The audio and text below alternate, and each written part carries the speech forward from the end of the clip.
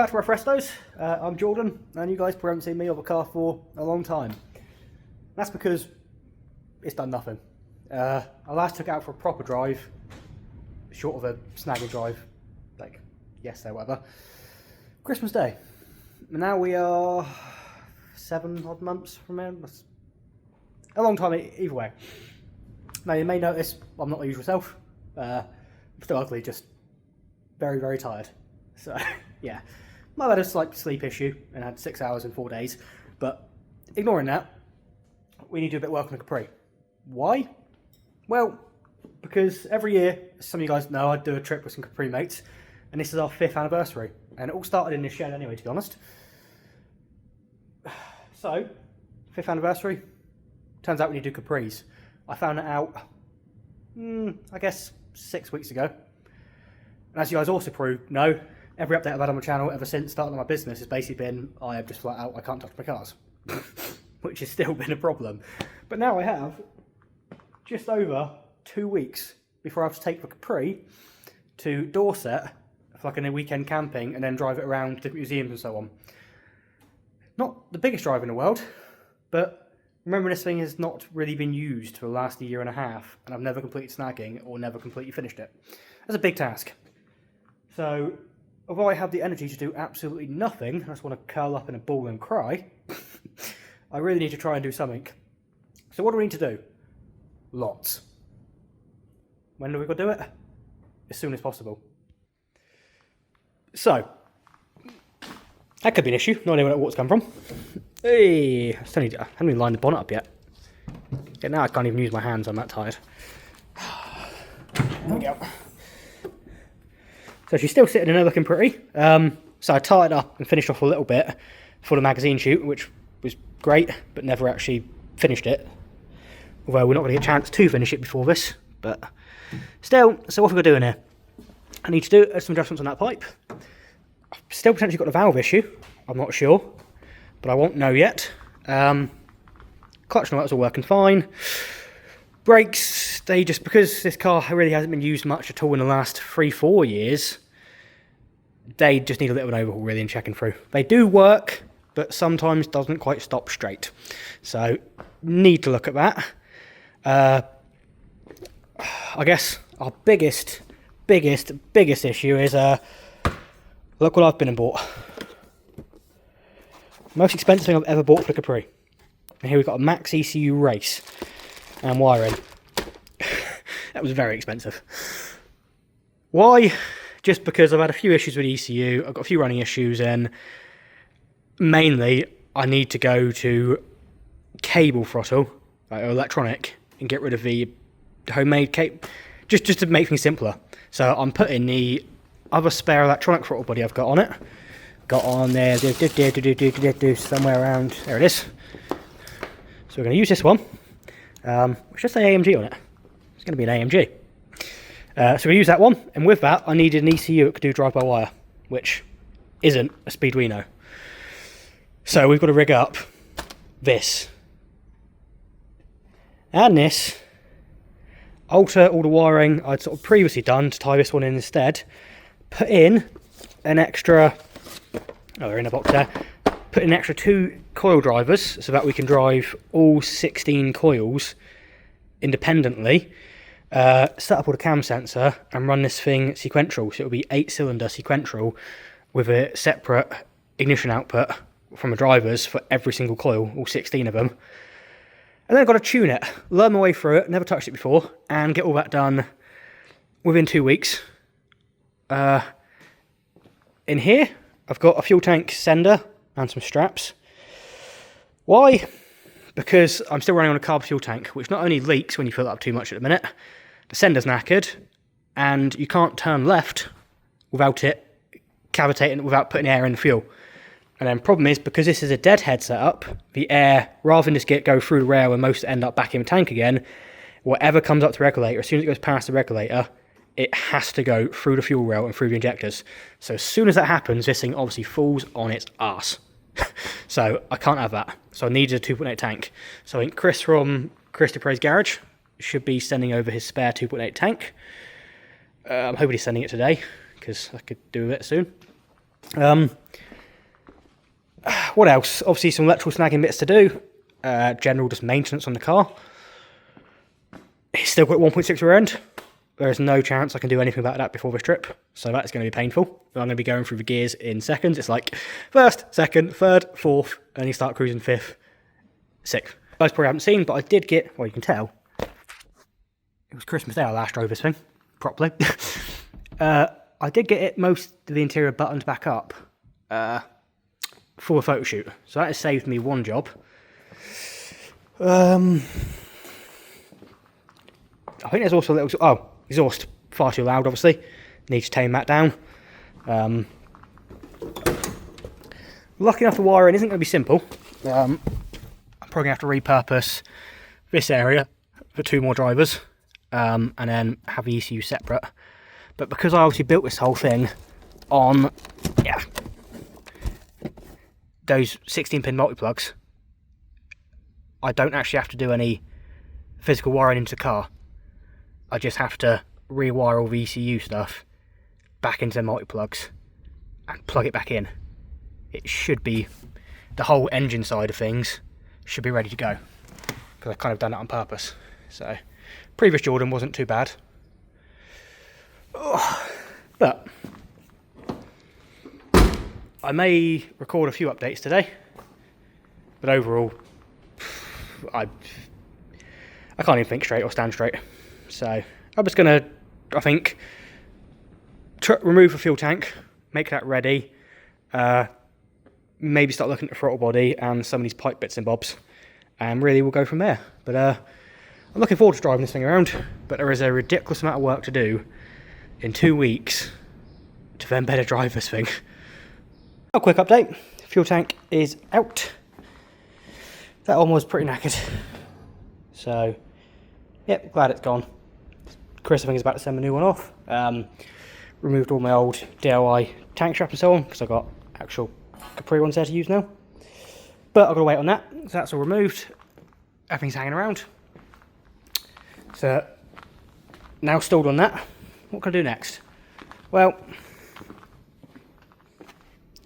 got this one, so I guess I can quickly drop the gearbox down, replace the gearbox mount, just because I think the old one was a bit knackered, we'll soon see. Yep, this coolant leak coming from fitting on the GT40 radiator up there, so I have to look at that. Has caused me an issue before, so I think a bit of pipe between the two is a bit knackered, which is not ideal. And cam. Needs some alignment. She's a bit funky on the road at the minute, but she does drive. So we're still on the same episode, I think. I have no idea. When did the last record? Monday?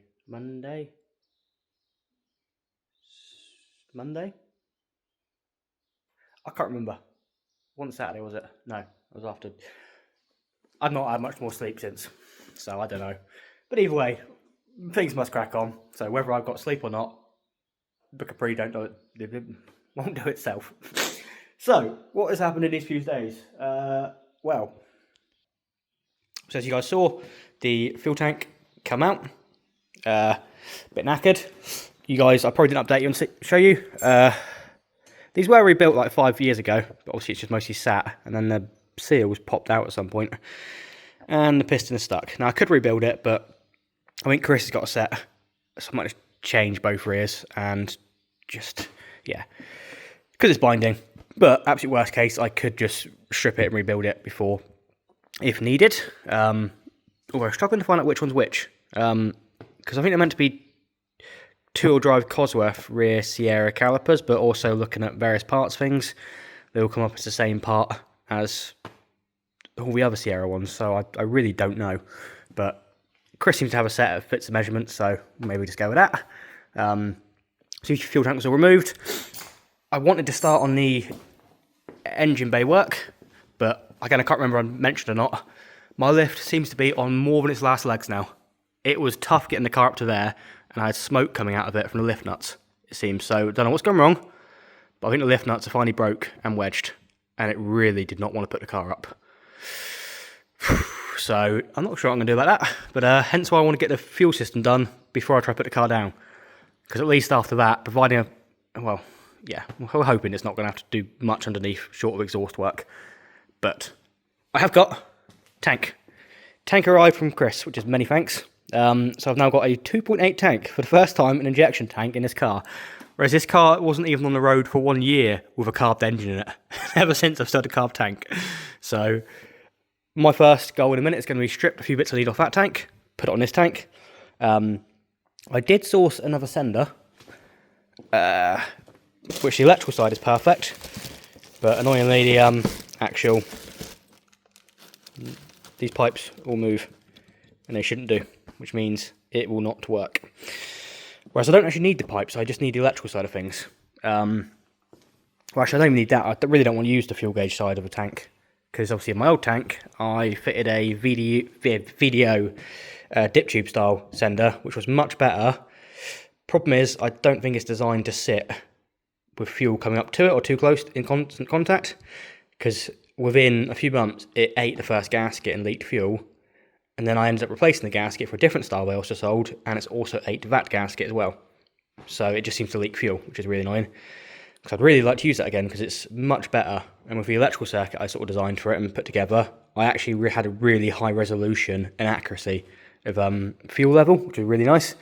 Unlike Visa's standard, which is just awful. So I don't know, I think I'm going to have to be going in, I'll have to put my old sender back in, because that one's got to go back.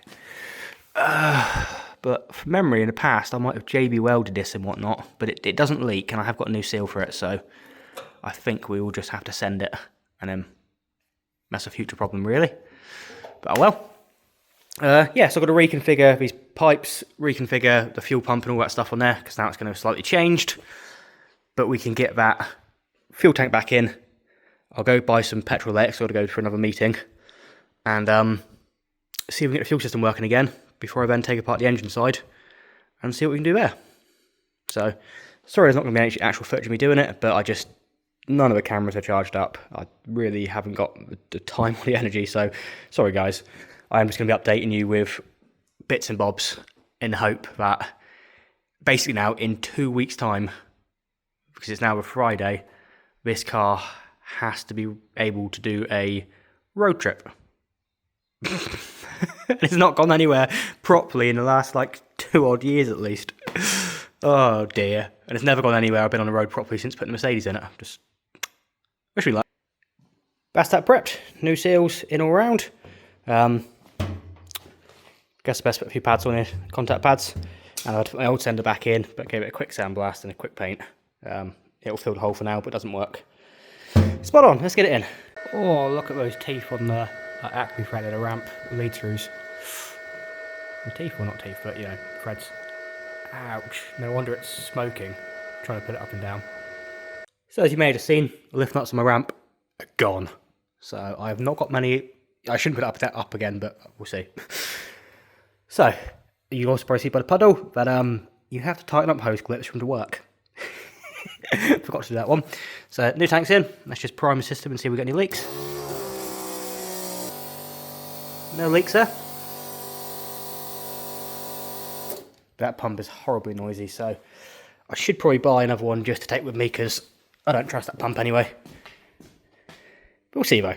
So I'll connect the pump back up, I guess fire the car back up.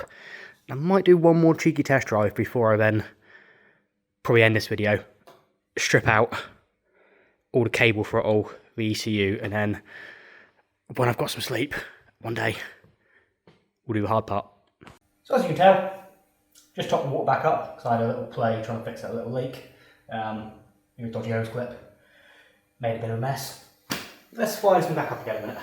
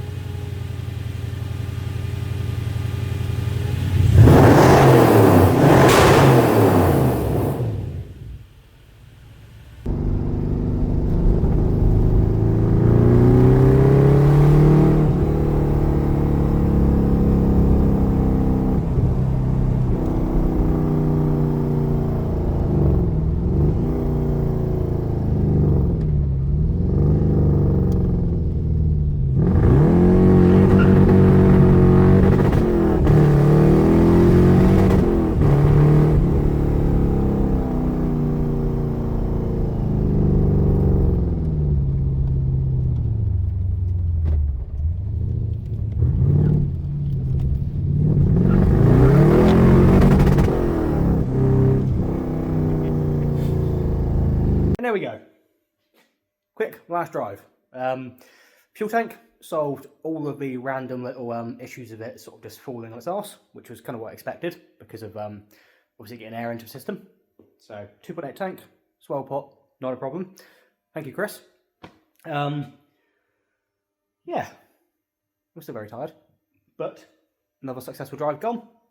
Still so much to do to it, so much. I've got to work tomorrow and it's Saturday, so I'm hoping to get a bit of time on it, but maybe not. Maybe a tiny bit of time Sunday afternoon. Then it'll be another week of work, and then it'll be a week left. I'm not sure I've introduced it to in this video yet. Did I introduce it? I can't remember if I did or not. But the big job, Max ECU race. Man spent some money. More money than I ever spent on a single item for this Capri. So yeah, thank you for watching. Sorry it's been so long since I had an update, and work, part running a business, and it made it even more stressful now. I've got a member of staff leaving. So, not going to get any easier, but it's what it is. Next episode, we need to get the ECU changed. Ouch.